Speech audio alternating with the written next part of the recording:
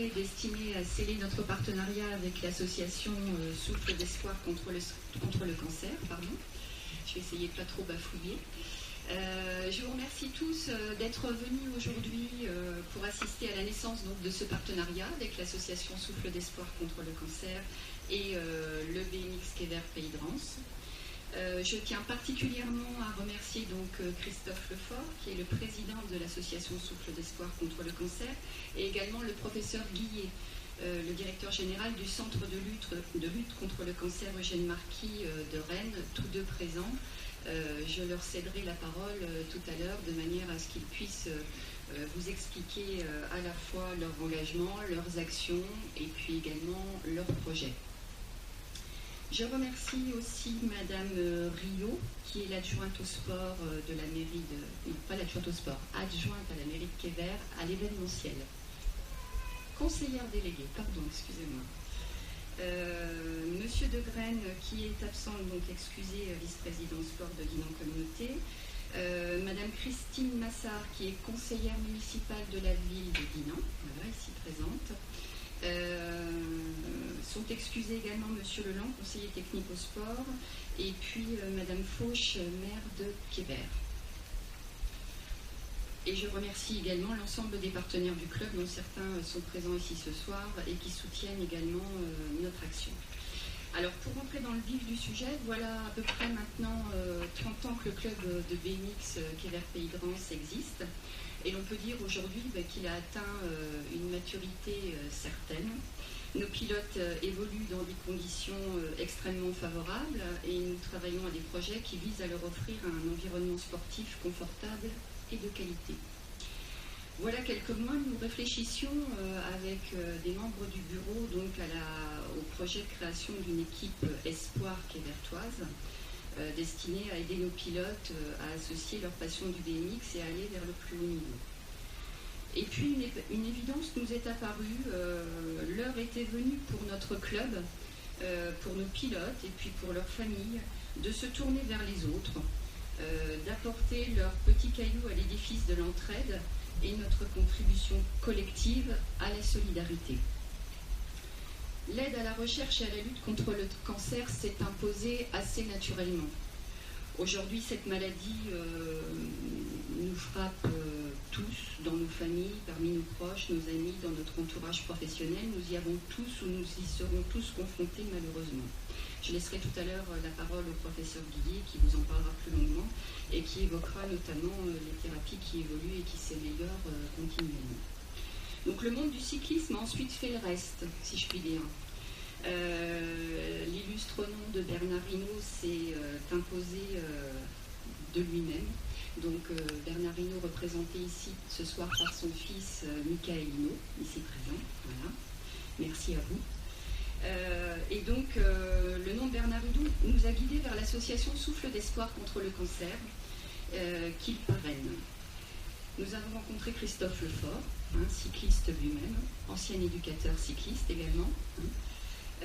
Son histoire, sa conviction, son investissement personnel et puis son action auprès du centre Eugène Marquis de Rennes nous ont confortés à inscrire le nom du BMX Kever Pays de Rance aux côtés de celui de l'association Souffle d'Espoir contre le cancer.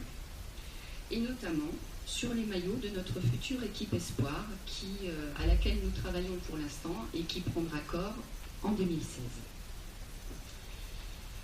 La signature de ce partenariat pour nous est un début. Les actions que nous mènerons avec nos pilotes, avec leurs familles, avec nos partenaires également, prendront corps autant dans les rendez-vous qui rythment nos saisons de BMX que dans des actions plus ponctuelles. Alors nous avons des idées, on regorge même d'idées. Il faudra qu'on mette un petit peu tout ça en musique au fil du temps. On a l'idée effectivement de pouvoir organiser des tombolas pour le compte de l'association Souffle d'Espoir, de pouvoir organiser aussi des courses promotionnelles. Voilà, on a plein de choses à imaginer, nous, de notre côté, pour mettre en valeur ce partenariat et vous associer l'association Souffle d'Espoir à nos côtés dans notre quotidien. Donc nous mettrons en œuvre ces idées tout au long de l'année pour servir la recherche contre le cancer et pour participer à l'amélioration des conditions de vie des malades. Alors nous le savons, la recherche médicale coûte cher, Et le BMX Pays de Rance, Kever Pays de Rance, compte jouer pleinement son rôle d'acteur social. Les valeurs sportives que véhicule notre sport et que notre club en particulier, nous les incarnons tous auprès de nos jeunes pilotes. Nous les portons, nous les inculquons auprès d'eux, nous les cultivons. Le respect des autres, le dépassement de soi, la ténacité, la confiance en soi, l'entraide, l'implication personnelle, autant de valeurs qui se mettront désormais aussi au service des malades.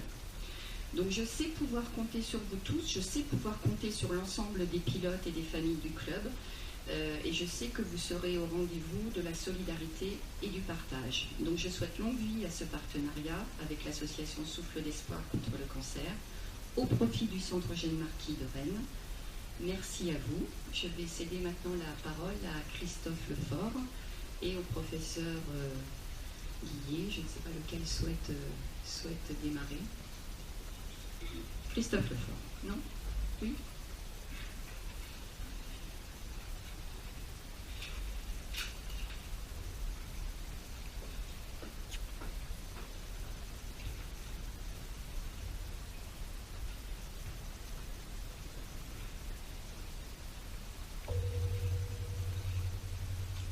Anne est un petit peu plus grande que moi, donc je rebaisse ce micro pour commencer.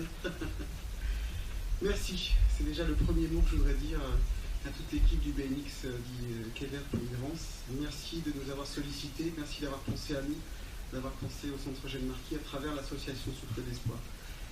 Pour présenter en quelques mots l'association Souffle d'Espoir, c'est une jeune association puisqu'elle est née fin 2009, donc il y a maintenant 6 ans passés, et cette association est née autour du thème du vélo, de route particulièrement, pour commencer. Et là, quand Jean-Pierre nous a sollicité, Michael et moi, par l'intermédiaire de Christophe Fossani, président du Tour de Bretagne, donc le vélo est une grande famille, comme on disait tout à l'heure, ça m'a fait plaisir parce que le vélo, ce n'est pas que la route, c'est aussi le BMX, c'est aussi le cyclocross, c'est aussi la piste. Et là, on arrive à se diversifier maintenant en incluant la famille du BMX et plus particulièrement Kever Pays de Rance dans l'association Souffle d'Espoir. Alors, en 6 ans maintenant, l'association a reversé au Centre Eugène Marquis plus de 160 000 euros. Ce sont des actions qui ont été faites par divers projets, et en particulièrement plus précisément la vente aux enchères de maillots de champion qui rapporte beaucoup d'argent tous les ans. Des actions comme des petits comités des fêtes comme Saint-Judos, comme les cyclos JFZ, enfin tout un tas d'organisateurs qui nous aident depuis maintenant 6 ans. Donc c'est quelque chose de concret, c'est des actions concrètes, et au moindre centime près, nous savons à quoi sert l'argent collecté. Et c'est ce qui est très important, puisque si en fin 2016, le club de BMX Kever Pays de Rance adresse un chèque, le chèque sera directement libellé au nom du Centre Eugène Marquis, et vous saurez intégralement à quoi a servi l'argent collecté.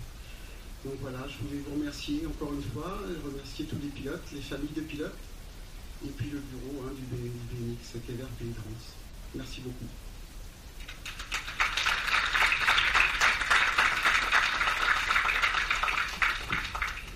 Voilà, eh bien je vous remercie. Laissez-moi d'abord vous féliciter. Parce que l'engagement bénévole, c'est toujours quelque chose qui inspire le respect. Et on peut être assez fier des valeurs que l'on porte quand on fait ce type d'engagement. Alors vous avez décidé de vous engager au profit du Centre Eugène Marquis, qui est le Centre régional de lutte contre le cancer, qui bénéficie, je dirais, d'élan de solidarité, parce que, comme vous le disiez, madame, en introduction, on est tous un peu touchés par cette maladie, pas obligatoirement directement, par nos proches. C'est quelque chose qui est fréquent, puisque c'est la première cause de mortalité fréquence en France. C'est quelque chose sur lequel on avance de plus en plus, puisqu'aujourd'hui, on guérit pratiquement 60% des gens, et je dis bien on guérit, et vous avez vu tous les débats qu'il y avait sur le droit à l'oubli. Alors, le Centre de lutte contre le cancer, c'est un établissement très particulier.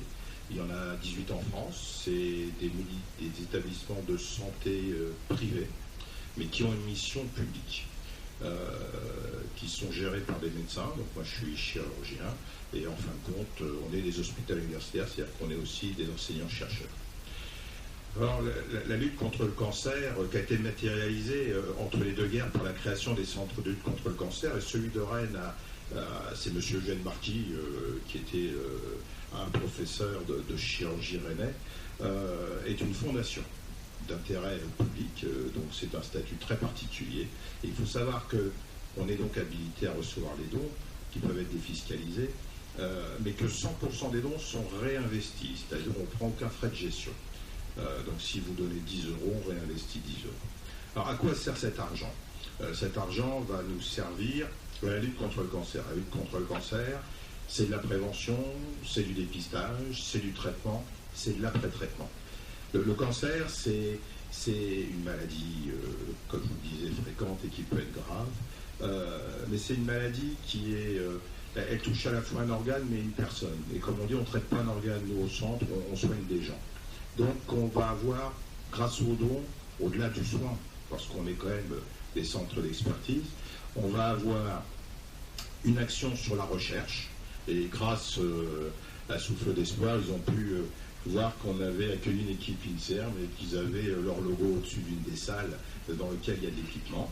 Ça nous permet donc d'assurer la promotion de nos jeunes, puisqu'on a un milieu hospitalo-universitaire. On a des jeunes qui, au-delà de la formation médicale, y compris de spécialistes, vont faire une formation académique pour devenir plus tard des leaders, je dirais, d'enseignement et de recherche, parce que la lutte contre le cancer, ça passe aussi par le savoir, et on repousse tous les jours les connaissances un petit peu de la maladie. Donc ça, c'est une action très importante. Ça permet donc d'accueillir des chercheurs, ça permet de subventionner de jeunes chercheurs, parce que quand vous êtes à bac plus 8, plus 9, le monde de la recherche est un monde où on n'est pas titulaire très tôt. Les concours sont très difficiles, nécessitent un niveau très tardif, et entre la fin de vos études, je dirais à peu près le master ou les premières années de doctorat, et l'insertion sur les concours qui vous permettent de passer titulaire de la recherche, vous avez souvent des gaps de 4 à 5 ans où on demande à ces jeunes hommes et jeunes femmes de faire une formation académique nationale, internationale, et on les finance sur des supports qui sont des bourses, et pour avoir des bourses, il faut avoir de l'argent. Le deuxième axe, c'est sur les thérapies innovantes. Il y a des thérapies en développement aujourd'hui qui ne sont pas prises en charge par l'assurance maladie. Donc elles peuvent être prises en charge par les grands laboratoires pharmaceutiques, mais quand vous êtes sur le laboratoire pharmaceutique, vous êtes sur un monde industriel, donc il y a de l'investissement, du retour sur investissement, et vous avez tous entendu parler des maladies orphelines. Les maladies orphelines, c'est des maladies qui touchent peu de gens, donc c'est pas un marché, et là c'est la recherche académique, développée dans les centres, mais pas uniquement, aussi dans les CHU, qui va financer cette recherche académique.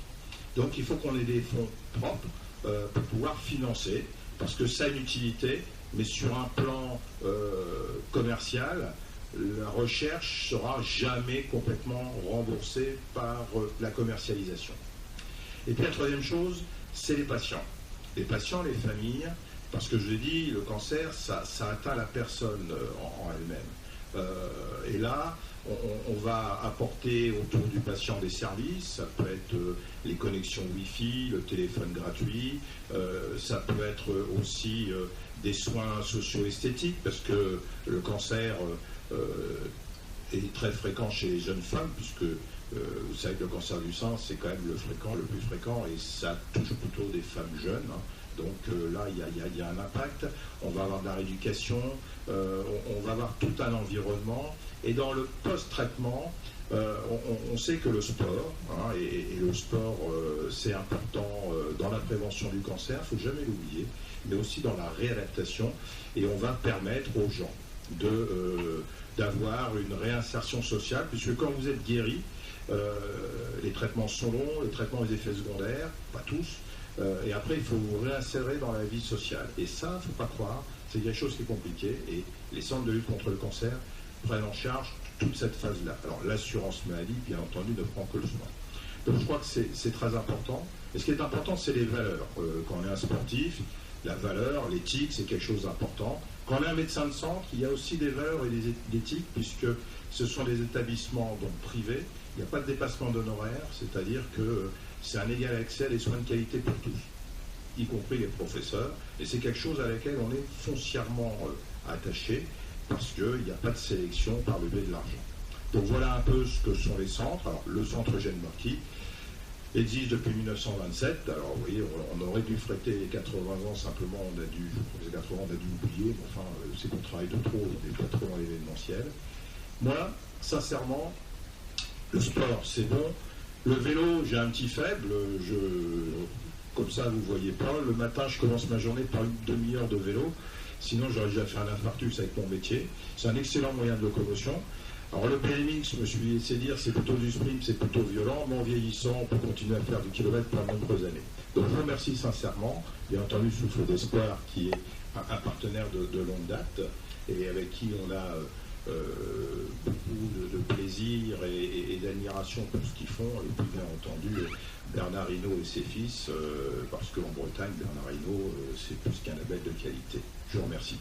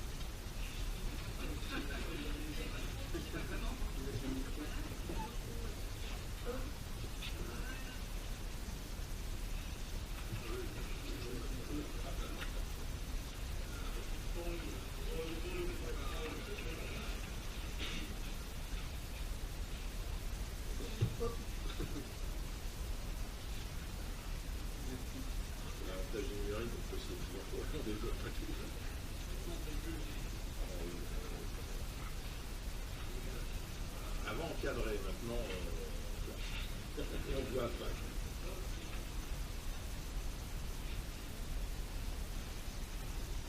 Et voilà.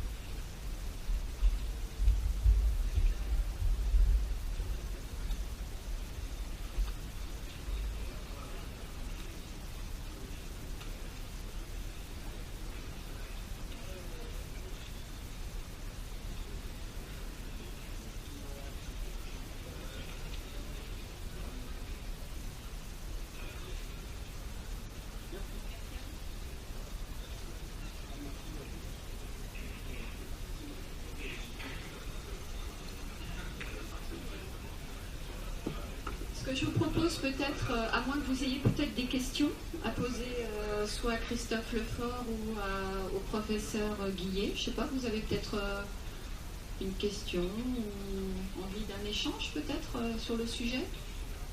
Où les choses étaient claires pour vous? Non, pas de questions? Alors ce que je vous propose, c'est de sortir de la salle et d'aller sur votre droite et on va pouvoir partager un petit pot de l'amitié dans la salle qui se trouve juste en face. Voilà, merci à vous.